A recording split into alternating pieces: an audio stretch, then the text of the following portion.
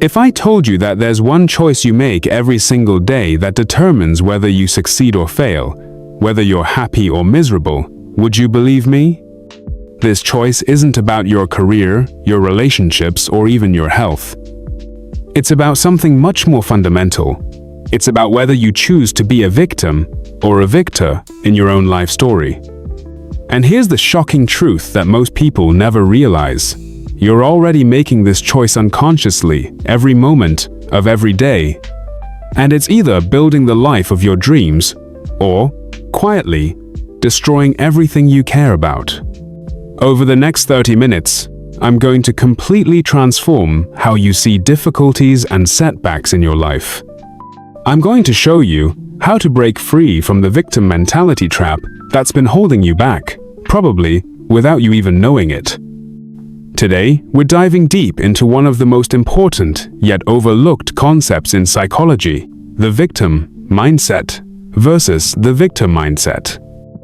I'm going to share 5 signs of victim mentality that you might not even recognize in yourself, 3 scientifically backed techniques for transforming your mindset, and my own personal journey from being trapped in victim thinking to becoming the victor of my own story.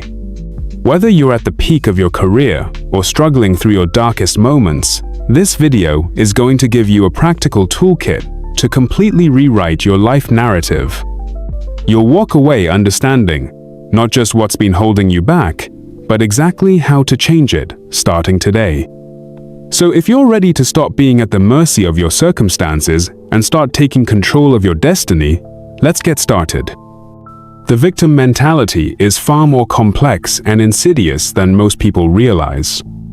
In psychology, we define victim mentality as a persistent belief that you are powerless to change your circumstances, that external forces control your life outcomes, and that you bear little to no responsibility for what happens to you. But here's what makes this so dangerous: it doesn't announce itself with a big neon sign. Instead, it quietly infiltrates your thinking patterns, disguising itself as reasonable explanations for why things aren't working out. This mindset typically forms during childhood or after traumatic experiences when we genuinely were powerless.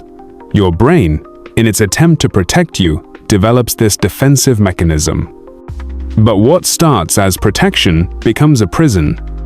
The neural pathways in your brain literally rewire themselves to look for evidence that supports this powerless narrative, while filtering out evidence of your own agency and capability. Recent neuroscience research shows that people with chronic victim mentality have different activation patterns in their prefrontal cortex, the area responsible for executive, decision-making, and personal responsibility. Their brains literally become wired to externalize control and avoid taking ownership of their lives. The fascinating thing is that this happens completely below the level of conscious awareness. Now, you might be thinking, but I don't consider myself a victim, and that's exactly why this is so important to understand. Most people with victim mentality don't recognize it in themselves because it's become their normal way of processing the world.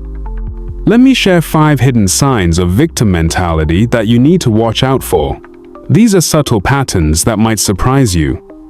The first sign is that you consistently look for external factors to explain your failures. Now, I'm not talking about acknowledging real obstacles. That's actually healthy and realistic. I'm talking about a pattern where every time something doesn't work out, your first instinct is to scan your environment for something or someone to blame. You got passed over for a promotion? It must be office politics. Your relationship didn't work out? They had commitment issues. Your business failed. The economy was bad. Here's what's happening.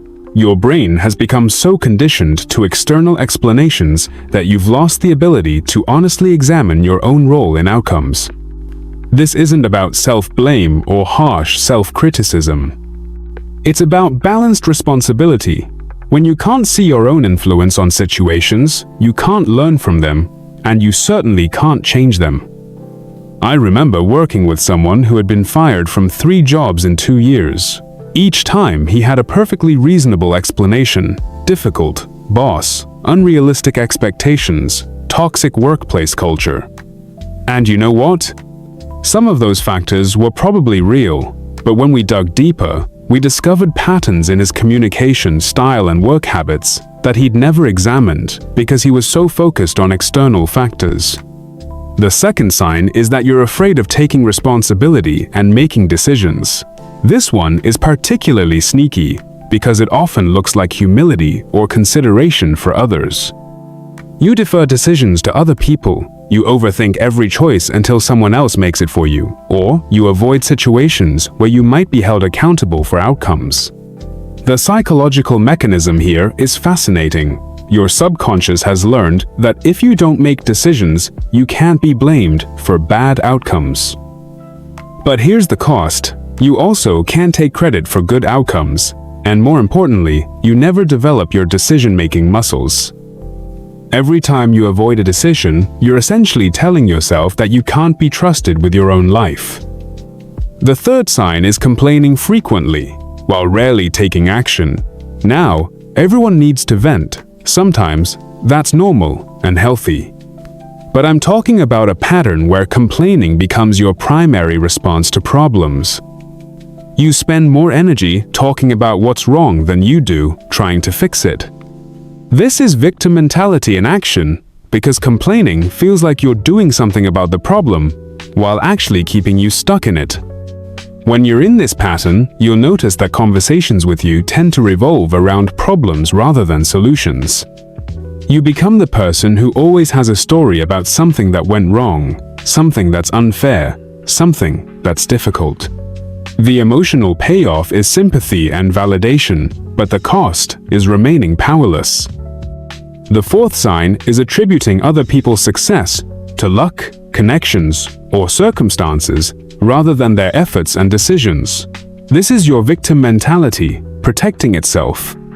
If successful people just got lucky or had advantages you didn't have, then your lack of success isn't really your responsibility. But this thinking is incredibly destructive because it blinds you to the strategies and mindsets that actually create success. I used to do this constantly. When I saw someone succeed in business, I'd immediately focus on their advantages. They had better funding, they had connections, they got lucky with timing. It took me years to realize that this thinking was keeping me small. When I started studying successful people's actual behaviors and decisions instead of dismissing their success, everything changed. The fifth, and perhaps most damaging sign, is that you're constantly rehearsing past traumas and injustices. Your identity becomes tied to what was done to you, rather than what you're capable of creating. Now, I want to be very clear here. Trauma is real, injustice is real, and healing is important. But there's a difference between processing trauma and getting stuck in it. When victim mentality takes hold, you find yourself returning to the same painful stories over and over again, not to heal from them, but to explain why your current life isn't working. These stories become your reason for not taking risks, not pursuing dreams, not believing in your own capabilities. Take a moment right now and honestly assess yourself on these 5 signs. Which ones resonated with you? And remember, recognizing these patterns isn't about judgment, it's about awareness, and awareness is the first step toward change. Now, let's talk about what the opposite looks like, the victor mindset. People with victor mentality share several key characteristics that completely change how they experience life. First, they take ownership of their responses to situations, even when they can't control the situations themselves. They understand that while they can't control what happens to them, they always have some degree of control over how they respond. Second, they focus on solutions rather than problems. When faced with challenges, their first question isn't, "Why is this happening to me?" but rather, "What can I do about this?" Or "How can I grow from this experience?" This doesn't mean they ignore problems or pretend difficulties don't exist. It means they direct their mental energy toward action. rather than rumination. Third, they view failures as feedback rather than verdicts. When something doesn't work out, they extract lessons and apply them to future situations. They understand that failure is information, not identity. Let me share 3 examples of this mindset in action. Oprah Winfrey grew up in extreme poverty with multiple traumatic experiences, but she consistently speaks about taking ownership of her responses to those circumstances. She used her pain as fuel for connection and service, rather than as an excuse for limitation. Stephen King's first novel was rejected 30 times. A person with victim mentality might have concluded that the publishing industry was unfair or that they didn't have connections. King used each rejection as feedback to improve his craft and kept submitting until he found success. Colonel Sanders was 65 when he started KFC, facing financial struggles and multiple business failures. Instead of accepting that he was too old or that the deck was stacked against him, he focused on what he could control, perfecting his recipe and finding restaurants willing to try it. He was rejected over 1,000 times before finding success. The research on this mindset difference is remarkable. Studies show that people with victim mentality have higher levels of life satisfaction, better physical health, stronger relationships, and greater professional success. But here's what's most interesting. It's not because their circumstances are easier, it's because they process their circumstances differently. Now, I want to give you 3 specific strategies for making this mental shift. These aren't just feel-good concepts, they're practical techniques you can start using immediately. The first strategy is responsibility reconstruction. This is about learning to separate what happened to you from your response to what happened. Here's how you do it. When something challenging occurs, ask yourself 3 questions. First, what aspects of the situation are completely outside my control? Second, what aspects do I have some influence over? And third, how do I want to respond, regardless of the circumstances? The key is to spend most of your mental energy on questions 2 and 3. For example, if you don't get a job you wanted, you can't control the hiring manager's decision, but you can control how you use this experience to improve your interview skills, expand your network, or refine your job search strategy. Practice this daily with small situations. When you're stuck in traffic, instead of focusing on the traffic itself, focus on how you want to respond. Maybe use the time to listen to an audiobook, practice gratitude, or simply breathe deeply. These small practices build your responsibility muscles for bigger challenges. The second strategy is focus shifting from problem-oriented to solution-oriented thinking. When your mind automatically goes to what's wrong, train it to immediately ask, what's possible here? Or what's the smallest step I could take right now? This isn't about positive thinking or denial. It's about directing your creative energy toward possibilities rather than dwelling on problems. Your brain has limited processing power, and whatever you focus on expands. When you focus on problems, you become an expert at seeing problems. When you focus on solutions, you become an expert at creating solutions. Here's a practical exercise. For the next week, every time you catch yourself complaining or dwelling on a problem, immediately follow it with one potential action you could take. Don't worry about whether it's the perfect solution, just train your brain to automatically shift toward action. The third strategy is developing growth mindset. This concept from psychologist Carol Dweck distinguishes between fixed mindset, believing your abilities are static, and growth mindset, believing you can develop your abilities through effort and learning. People with victim mentality often have fixed mindset about their circumstances.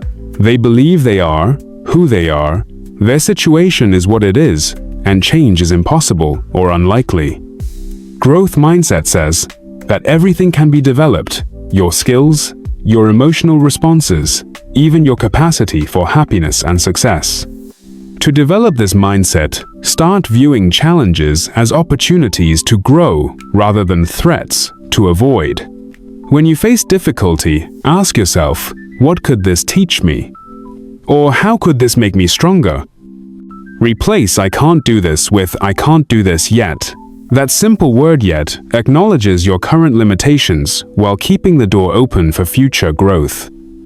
Let me share my personal transformation story, because I think it'll help you understand how this actually works in real life. 5 years ago, I was completely stuck. I had been fired from my dream job, my relationship had ended, and I was living back with my parents at 32 years old. I spent months explaining to anyone who would listen exactly why none of this was my fault: the toxic boss, the unreasonable expectations, the partner who couldn't commit. I was so convinced of my victim narrative that I couldn't see how I was keeping myself trapped. I remember the exact moment things changed. I was complaining to a friend about how unfair everything was, and she looked at me and said, "You've been telling me the same stories for 8 months. When are you going to do something different?" That hit me like a truck, because I realized she was right. I had become so invested in being right about my circumstances that I had stopped being curious about what I could change. That night, I made a list of everything I had blamed external circumstances for over the past year. It was a long list. Then I forced myself to write down one way I might have contributed to each situation. Not to blame myself, but to find my power. Because if I had contributed to creating these situations, that meant I had the power to create different ones. The process was uncomfortable, sometimes painful, but it was also liberating. I started taking small actions based on ownership rather than blame. I reached out to apologize for my part in conflicts. I invested in developing skills instead of complaining about job requirements.